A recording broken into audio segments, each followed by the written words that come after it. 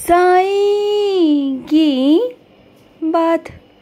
बच्चे, आने वाले 24 घंटों के अंदर ही अंदर तुम्हारे घर पर लक्ष्मी जी का वास होगा मेरे बच्चे। चाहे कुछ भी हो जाए मेरे बच्चे, कुछ भी हो तुम देख लेना। तुम बस मेरा नाम जाप करो और मेरी लीला देखो मेरे बच्चे। आने वाले 24 घंटों में लक्ष्मी आएगी तुम्हारे घर पर और तुम्हारे सारे काम बन जाएंगे। तुम बिल्कुल चिंता मत करना, समझ गए? और सुनो, कुछ चीज़ें ऐसी हैं तुम्हारी ज़िंदगी में जिन्हें सुधारने की ज़रूरत है। चाहे वो तुम्हारा व्यवहार हो, चाहे वो तुम्हारी बोली हो, या फिर कुछ चीज़ें या फिर कुछ तुम्हारी आदतें जो तुम्हें पता है कि वो गलत हैं और जिसकी वजह से तुम बहुत नुकसान में जा रहे हो। कुछ ऐसी आदतें, कुछ ऐसी गलतियां तुम कर रहे हो जो तुम्हें बिल्कुल भी नहीं करनी चाहिए, बिल्कुल नहीं करनी चाहिए मेरे बच्चे। और तुम भली भांति जानते हो कि तुम कहाँ पर गलतियां कर रहे हो। तुम्हें कोई तुम्हारी गलती बताने नहीं आएगा। तुम्हें तुम्हारी गलतियों को खुद समझना होगा और उस पर काम करके अपने आप को आगे बढ़ाना होगा, समझ गए? और सुनो, सारा भुगतान हो जाएगा इस महीने का, तुम चिंता मत करो। जो तुमने मुझसे कहा है ना कि बाबा ये सब भुगतान करने हैं और तुम्हारे पास पैसे नहीं हैं, मुझे पता है सारा इंतज़ाम हो जाएगा, तुम बिल्कुल भी चिंता मत करो। और सुनो, किसने कहा कि तुम रास्ता भटक गए हो? नहीं भटके हो। जब चलोगे ना तो रास्ता मैं तुम्हें दिखाता चलूँगा। बस अभी क्या है ना, अभी अंधेरा दिखाई दे रहा है, अभी तुम्हें कुछ समझ में नहीं आ रहा, लेकिन जैसे जैसे चलोगे ना वैसे वैसे तुम्हें रोशनी दिखाई देगी। तुम पता है क्या थे, एक वक्त पहले सूर्यास्त की तरह ना तुम भी ढल गए थे। तुम ना बिल्कुल ख़त्म हो गए थे अपने आप से, अपनी चीज़ों से टूट गए थे, बिखर गए थे। लेकिन मैंने तुम्हें रोशनी दी है मेरे बच्चे, तुम्हें हाथ दिया है और मैं चाहता हूँ कि तुम बहुत ऊपर उठो, बहुत आगे जाओ। तुम्हें लोगों ने गिराने की बहुत कोशिश की, हर तरीके से तुम्हें मानसिक तौर पर परेशानी पहुँचाकर, तुम्हें आर्थिक तौर पर भी बहुत लोगों ने तुम्हें परेशानियाँ पहुँचाई हैं। क्या मुझे पता नहीं? तुम्हें हर तरीके से परेशानी पहुँचाई है सभी ने, लेकिन तुम चिंता मत करो। तुम्हारा बाबा है ना, तुम्हारे बाबा ने तुम्हारा हाथ थाम रखा है। अब तुम्हें कोई कुछ भी नहीं करेगा। किसी की इतनी हिम्मत नहीं कि मेरे होते हुए कोई तुम्हारे साथ कुछ करे। और सुनो, कुछ चीज़ें ऐसी हैं तुम्हारे अंदर जो तुम बहुत अच्छे से कर सकते हो। तुम्हारे अंदर कलाकारी बहुत है, तुम्हारे हाथ में कला बहुत है, तुम्हारे हाथ में हुनर बहुत है। तो इन कामों में जाओ ना आगे। तुम ज़बरदस्ती वो काम करने की कोशिश कर रहे हो जो तुम्हारे हाथ में है ही नहीं, जो तुम्हारा काम है ही नहीं। और जो तुम्हारा काम है, जो गुण मैंने तुम्हें दिया है, उन गुणों को तुम समझकर आगे बढ़ना नहीं चाह रहे हो। अगर बढ़ोगे ना तो उस क्षेत्र में तुम बहुत आगे जाओगे। और किसी काम को तुम छोटा मत समझो।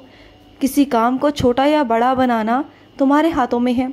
ऐसे बहुत सारे काम हैं मेरे बच्चे, वो चाहे बहुत छोटे भी हैं लेकिन ले जाने वाले उसे बहुत ऊंचाइयों तक लेके जाते हैं।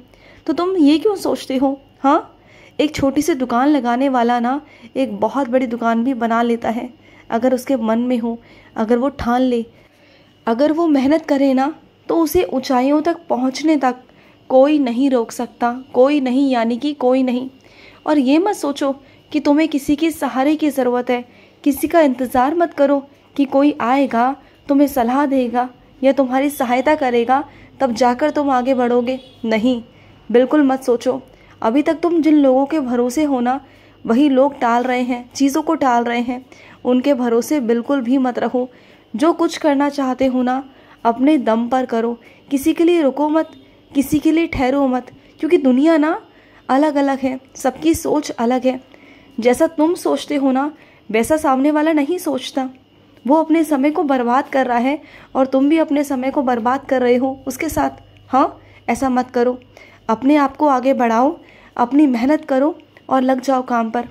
ऐसे बहुत सारे रास्ते खुलते चले जाएंगे मेरे बच्चे अपने आप।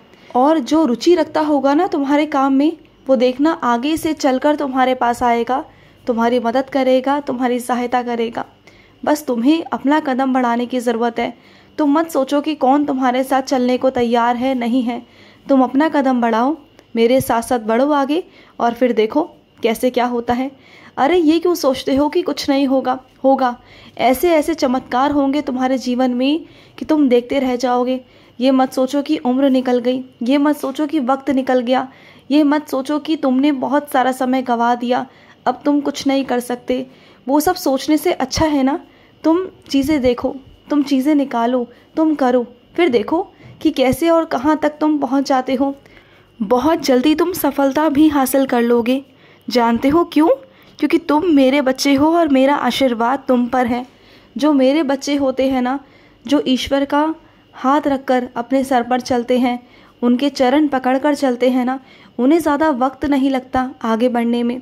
आगे बढ़ने में तो उन्हें वक्त लगता है जो बेईमानी से काम करते हैं। तुम तो ईमानदार हो मेरे बच्चे, तुम मेरे बच्चे हो और मेरा सदैव तुम्हारे सर पर हाथ है, तो तुम आगे कैसे नहीं बढ़ोगे? हाँ, जैसा जैसा मैं कहता हूँ वैसा वैसा करो, ठीक है? आगे बढ़ जाओगे तुम। और सुनो, तुम्हारे दांतों में 2 दिन से बहुत दर्द है ना, तो जाते क्यों नहीं तुम डॉक्टर के पास?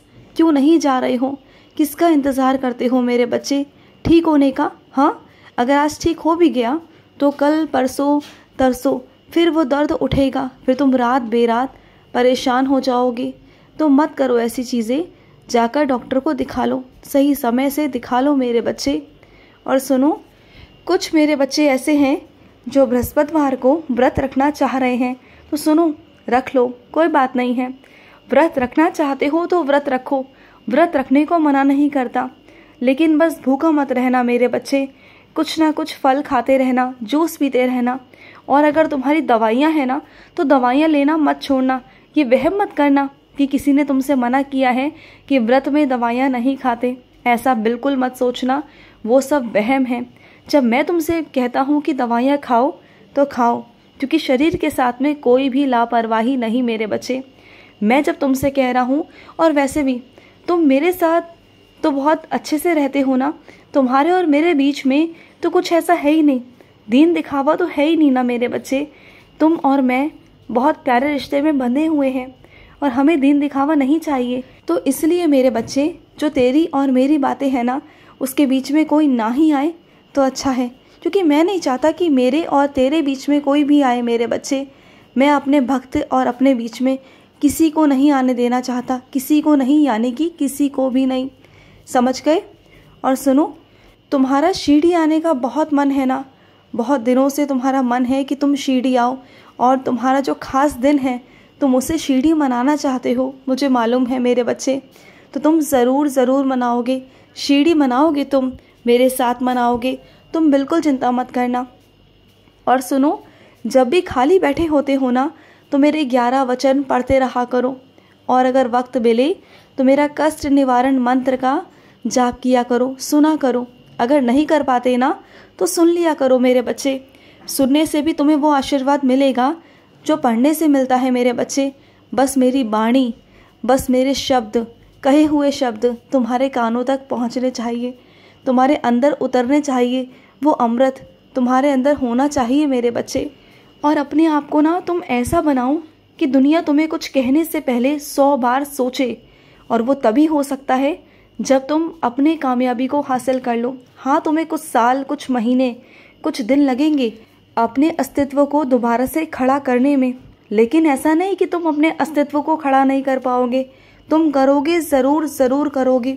और जिस दिन तुम्हारा अस्तित्व खड़ा हो गया ना, तुम देख लेना, जो आज तुम्हारे खिलाफ है ना, वही तुम्हारे पक्ष में खड़े होंगे। तुम देखना, यही तो लीला है ज़िंदगी की, यही तो चीज़ें हैं मेरे बच्चे जो तुम्हारी समझ से बहुत बाहर है, क्योंकि तुम भोलेपन में रह गए, तुम सीधेपन में रह गए, और जो लोग चालाक थे ना, वो सब तुमसे आगे बढ़ गए, तुम्हें बेवकूफ़ बनाकर या फिर तुम्हारा साथ लेकर। बस वो आगे निकलते चले गए और तुम्हें पीछे छोड़ते चले गए। लेकिन तुम चिंता मत करो, अब मैं हूँ ना तुम्हारे साथ। अब मैं तुम्हें समझदारी दूंगा, मैं तुम्हें समझाऊंगा कि कैसे और कहाँ चलना है। तुम भटके नहीं हो, मैं तुम्हें सही दिशा की तरफ लेके चलूँगा। खुश रहो। आज का रात्रि साई संदेश समाप्त हुआ।